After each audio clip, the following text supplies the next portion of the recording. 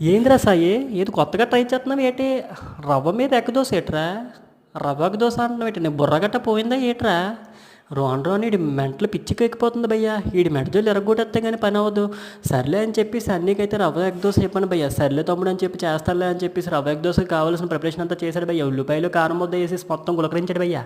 రెండు దోశల మీద వేస్తాడు అనుకుంటే ఫస్ట్ ఒక దోశ మీద వేస్తే మా సాయి కూడా కంగారు అయిపోయాడు భయ్యా. నా దోశ మీద వేయరా అంటే ఊరు వేస్తారా ఆగరా బాబు, నీ మెడజోళ్ళు ఇరిపోతారా అని చెప్తున్నా వింటలేదు భయ్యా. సర్లే అని చెప్పి కూడా మన దాని మీద అయితే వేసేసాడు భయ్యా. వేసేసి రెండు పక్కల కారం ముద్ద వేసి మంచిగా రోస్ట్ చేశాడు భయ్యా. దాని మీద లైట్గా చూసారా ఎలాగుందో, చూడడానికి అయితే చాలా క్రిస్పీగా అనిపించింది. ఇప్పుడు మనోడు అట్ల పుల్ల తీసుకొని రెండు పక్కల పటపటలు ఆడించాడు భయ్యా. చూస్తున్నారు ఆయిల్ అయితే లైట్గా వేయండి భయ్యా అంటాడు. వరజల్లాడు జల్లేశాడు భయ్యా. సర్లే బాయ్ అని చెప్పేసి దగ్గరికి నమ్మలు చుట్టేశాడు భయ్యా. కాసేపు వెయిట్ చేయాలంటే మా సాయి కూడా వెయిట్ చేయట్లేదే. పక్క నుంచి ఉన్న 45 బోండాలు తినేస్తున్నావు, 50 బోండాలు తినేస్తున్నావు అంటారు. రే బాబు నా శాలరీ ఎంత కాదురా బాబు, నా శాలరీ 30,000 కాదురా 15,000 అని చెప్పాను. సర్లే అని చెప్పేసి తర్వాత మన ఎగ్ దోశ అయితే రెడీ అయిపోయింది భయ్యా. సర్లే అని చెప్పేసి మన ప్లేట్లో పెట్టేసుకొని ఇచ్చే భయ్యా అని చెప్తుంటే మనోడు ఆక్కుంటూ నా ప్లేట్లో పెట్టేశాను భయ్యా. పెట్టేసి రెడీగా అయిపోయిన తర్వాత ఈ లోపు అయితే నా ప్లేట్లోకి ఇచ్చాడు భయ్యా. చూస్తున్నారు ఆ ప్లేట్లో ఎగ్ దోశ రవ్వ దోశ తీసుకొని చిన్నది అలా ముక్కు నోట్లో పెట్టుకొని చాలా సూపర్గా ఉంది భయ్యా. మీరు కూడా ట్రై చేయండి భయ్యా.